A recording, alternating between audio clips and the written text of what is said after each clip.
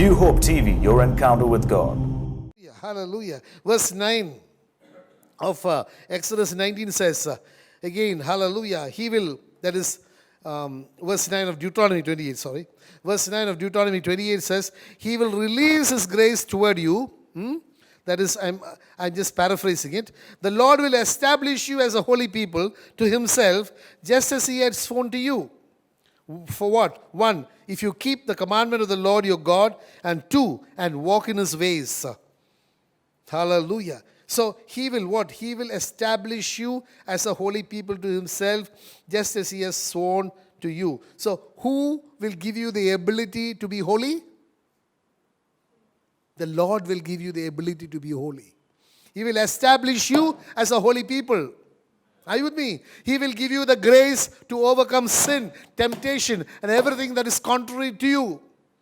Just like we read and learn from the book of Psalm 23 verse 3 says, the Lord restoreth my soul. And because of the restoring of my soul, he makes me walk in paths of righteousness for his name's sake. So he will establish you to be holy. So your being holy, your being acceptable to the Lord is not the fruit of your effort. It is the grace of God that will come upon your life when you submit to God's will of obeying his commandments. He will give you, when the Lord establishes it, it will stay. Are you with me? Hello? When he establishes, when he opens, nobody can close. When he closes, nobody can open. When he establishes, it stays. It stays firm. So you need to understand that ability. So it is not our merit, it is not our striving that makes us acceptable or holy to God. But it is our desire in our heart that I want to obey every commandment and every walk in his judgments. And that desire, the Lord will release his grace into our lives, that because you are special, he wants to see that you continue to remain special. And he will give you the ability to be a holy nation. Holy people. That's what it says very clearly. The Lord will establish you as a holy people to himself, just as he has sworn to you. If you keep the commandment of the Lord your God and walk in his ways. Hallelujah. We're talking these days of walking in righteousness. Yes. This is a theme, walking in righteousness. And that walk of righteousness is by the word of God. Because we know in book of Romans chapter 1 verse 17 it says, in it, the righteousness of God is revealed, and from faith unto faith, the righteous live by faith. So it is a faith walk. And when you do a faith walk, actually we are walking by the word of God. Psalm 119 verse 105 says that your word is a lamp unto my feet and a light unto my path. That is the walk of righteousness. Hallelujah. So we need to understand that when you do that, when you make a conscious decision that I want to walk according to his ways, I want to continue, not only that I know that I am special, but I want to continue being special. Are you with me? Because you need to understand, a lot of people to whom the Lord gave the covenant and the promise that you are special, never was able to enjoy or attain that ability to enter into that heritage or the promise that God had promised Abraham, that I will give you a land flowing with milk and honey. Are you with me? So it is the ability to not only to understand, but to continue in that holy walk, so that you and I will be qualified to enter into that rest that the Lord has promised each one of us. Again, the book of Titus chapter 1 verse 14 says, not giving heed to Jewish fables and the commandments of men who turn from the truth. Today you need to understand, in our holy walk, understanding how you and I can possess the promises that God has given us, we have to go by the word. It is not the fables. Fables, we know very clearly, we have mentioned it so many times, that Jesus Christ did not come and die and shed his blood to save you from murder or from adultery or from any other sin. He has come to save you from just one thing. He has come to save you from traditions of your fathers. The traditions of your fathers are contrary to God's law.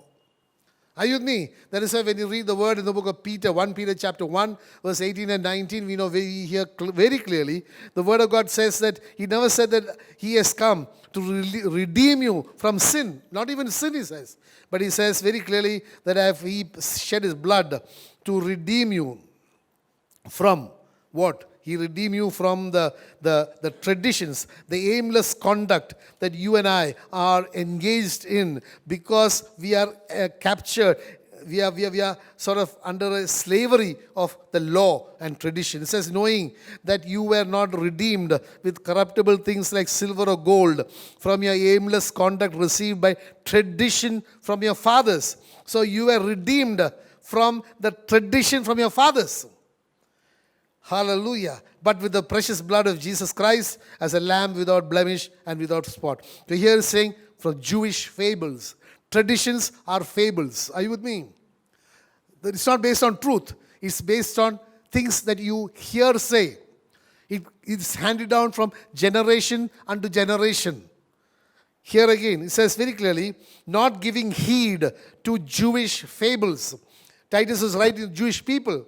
So it is not the fables that you should rest upon or rely upon, but you should rely upon the Word of God, which is truth. There's a lot of difference between fable and truth. Truth is unchanging. Fables change. As it is handed down from generation to generation, things will change. Are you with me?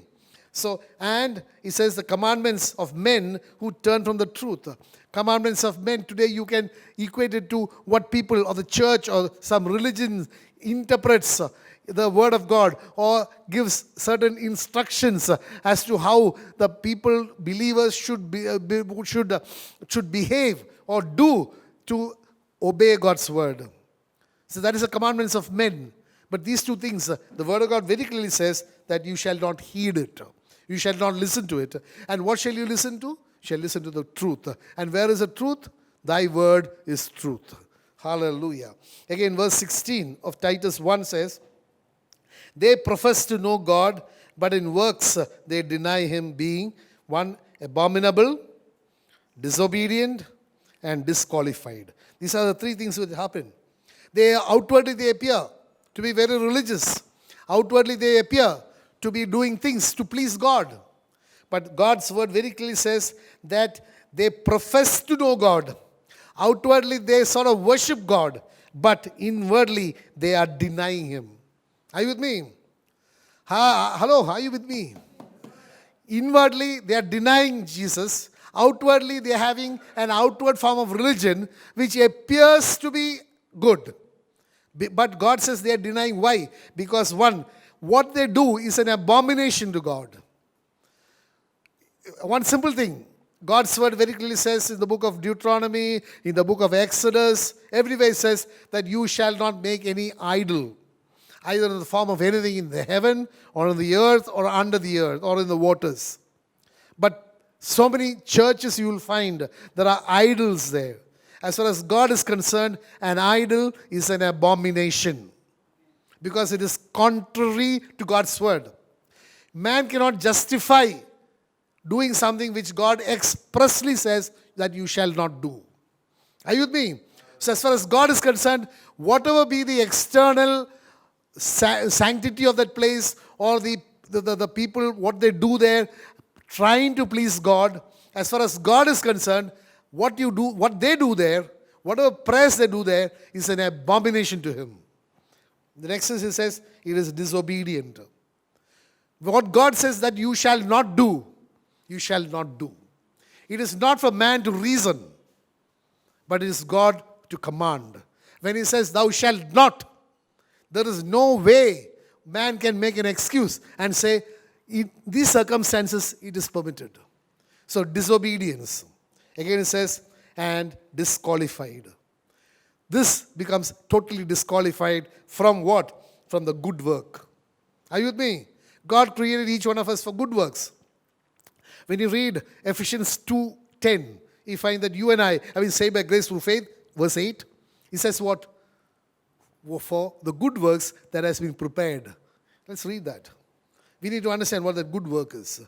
The book of Ephesians chapter 2:10 says, why you and I have been saved by grace through faith, and it is not of our works, so that man should not boast, and it is all a gift of God. Why? God has gifted us with that free salvation just for one purpose. It says, for we are His workmanship, created in Christ Jesus for good works, which God prepared beforehand that we should walk in them.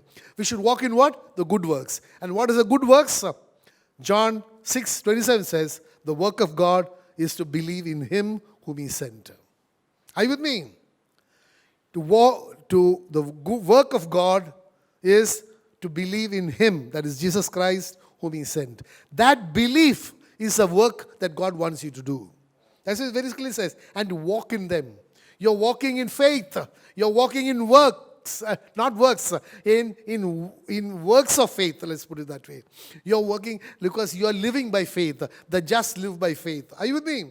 So your walking in them is walking in faith. A faith walk. And when you do a faith walk, the things that you do will be good. The good works that God is talking you of, you being created to do. So when you are professing, you are obeying this man-made Jewish fables and commandments of men, you are actually doing an abominable, a detestable thing. You are doing something which is disobedient, which is contrary to loving God. Actually, it is hating God. And you are disqualified from every good work because they do not even believe in God and in His Word. They do not believe in Jesus. Are you with me? Hallelujah. But you need to understand one great thing. God actually gave Himself for what? God gave Himself to gain you. Are you with me? He gave to gain something. You always give something to get something. Are you with me? He gave His life to get you. So we need to be so thankful that He gave His life to give you life. Hallelujah. Titus 2:14 says, who gave Himself for us. How many of you believe that? He gave Himself for us. How much we must love Him and be willing to give ourselves to Him without qualification, without reservation. Hallelujah. He says, who gave Himself for us that He might redeem us from every lawless deed and purify us for Himself, His own special people, zealous for good works. I'm telling you again and again that this is very clearly that He gave Himself for us, that He might redeem us from every lawless deed. He might redeem us, make us His own. Why? To purify us, purify for Himself, a special people, zealous for good works. Zealous for what? Good works. What is a good works? A faith walk. Zealous for a faith walk. Are you with me? Trusting in Him, putting your whole confidence in God's Word. We know the Word of God in the book of Revelation, chapter 19, verse 13 says, His name is the Word of God. Zealous for obeying God's Word. Zealous for loving Jesus. That is the purpose why which He has redeemed us. Again, we all know this, 1 Peter 2:9. But you are a chosen generation. Hallelujah, chosen generation. A royal priesthood. A holy nation. His own special people. Hallelujah. That you may proclaim the praises of Him who called you out of darkness into His marvelous light. Oh, what a great covenant promise is that. That when He called us out of darkness, it was with a purpose that you should walk in the light. And that not only your light, but your light should shine unto the world. Hallelujah. Because, hallelujah, the children of Israel, we know one thing very clearly. We're called, like I told you earlier, that He called them out from Egypt to enter into the promised land, to enter into the rest. But the unfortunate thing is many did not make it. Are you with me? Many did not make it. Why? Because they did not continue to be special. Earlier I told you, we are special, but we must continue. Strive to continue to be special till the very end. And that striving to be special is only when you walk in His judgments and obey His commandments. And then you continue, and then you will enter the rest. Hallelujah. And it is only by faith, because we again read from the book of Hebrews chapter 4, that the same word was heard by everybody, but for some it did not profit, because they did not mix the words with faith. But for us who believed, we entered the rest. Hello? Are you with me? He says very clearly, but for us who believed, we entered the rest. Believed in what? Believed in God's covenant promises. And where are His covenant promises? It is in the Word of God. So their walk, they who entered the rest, was they walked in righteousness. They walked in faith. And therefore, they were able to enter into that rest, into the inheritance that God had promised Abraham, Isaac, and Jacob. Again, verse 10 of 1 Peter 2 says, who once were not a people. Hallelujah. But now are the people of God. Oh, this is such a great specialty. We were once not, we were alienated, like this word says, from the commonwealth of Jesus. Are you with me? Hallelujah. But now we are a special people. Hallelujah. Hosea 2:23. Let's read that. The book of Hosea, chapter 2:23 says, Then I will sow her for myself in the earth, and I will have mercy on her who had not obtained mercy. Then I will say to those who were not my people, You are my people, and they shall say, You are my God. There's such a great transformation of your whole knowledge and revelation. Because God considers you as His own people, you are able to then have a revelation knowledge of He is my God. Are you with me? And you continue that walk, a faithful walk for the Lord. Hallelujah. Hallelujah. Again, when you read, it says, Who had not obtained mercy, but now have obtained mercy. Today you and I here. Why? Because we have obtained mercy. Because God says, I will have mercy and compassion on whom I want to have mercy and compassion. You and I are the vessels of God's mercy, the vessels of God's compassion. Otherwise, you and I will never be here. You and I will never be able to give our commitment to the Lord. But that we have given our commitment to the Lord and that we are here today is only because of the mercy and the compassion of God. Hallelujah. That is because He considers you as a special people. Hallelujah. Belonging to Him. He brought you out to be with Him. Hallelujah. Again, one last word. The book of Isaiah chapter 62 verse 12 says, And they shall call them the holy people, the redeemed of the Lord. And you shall be called, sought out, a city not forsaken. Hallelujah. And they shall call them the holy people. Who will call? People outside will recognize that you are something special. Are you with me? You are special because you are called by God and you are special in the eyes of God. And if that be the case, like I told you earlier, that you will be above all people because the earth belongs to the Lord. Therefore, the people, they will call you a holy people because you serve a holy God. The redeemed of the Lord, redeemed, that you belong to Him, right? Those who are redeemed, are purchased, are belonging to the Lord. And you shall be called, sought out, and a city not forsaken. I want to tell you, when you give your life to the Lord, one great assurance that you and I have is that He says, do not be afraid, I'm with you. I will never leave you nor forsake you. Our city will never be forsaken. Our needs will never be not met. God cares for us. Today you and I need to have the same relationship with God. That if He considers you special, that itself is such a great privilege. Are you with me?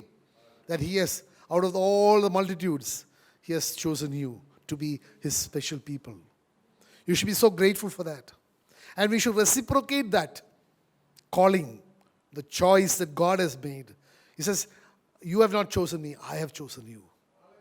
We should be so grateful and we should be so loving to the Lord, willing to obey His word, committed to the Lord, to serve Him, whatever be the cost. Because I can tell you, God's word is so full of promises. He says, I am a rewarder of those who diligently seek me. Are you with me? That diligence, we need to have that. And when you do that, I want to tell you, my dear brothers and sisters, you will never lose anything. You will never lack anything. Because you are special in the eyes of God. It's the greatest privilege that you and I have. A knowledge, a revelation of that God who loves me above all the people. Are you with me? Can you imagine that? Hallelujah. Like if you look at an ordinary kingdom, a king having a special place in his heart for you. Are you with me? It is such a great privilege that you have such an access to that king. My dear brothers, if that is a privilege, then how much more is a privilege of God Almighty having a special place in His heart for you. And you having the privilege of coming into His presence. Let us value that. Let us value that. Let us respect that. Hallelujah. Then you and I will be able to really enjoy the benefits of that God considering us as a special people. Hallelujah. And the reason why you and I are a special people is, like we started earlier, God proclaimed. He proclaimed, today the Lord has proclaimed you to be His special people. And that proclamation was, today, it is benefiting us today. But the proclamation started at the cross at Calvary, where He made a public spectacle of that person who was preventing you from becoming the special people. Are you with me? That proclamation took place there, and now it is a proclamation for you and for me. Hallelujah. Let's stand up. Hallelujah. Let's stand up for the Lord's table. Let us be eternally grateful to the Father for sending His only begotten Son, that He should die for us, so that that death at the cross at Calvary was a public proclamation. Hallelujah. A public spectacle that you and I are a special people.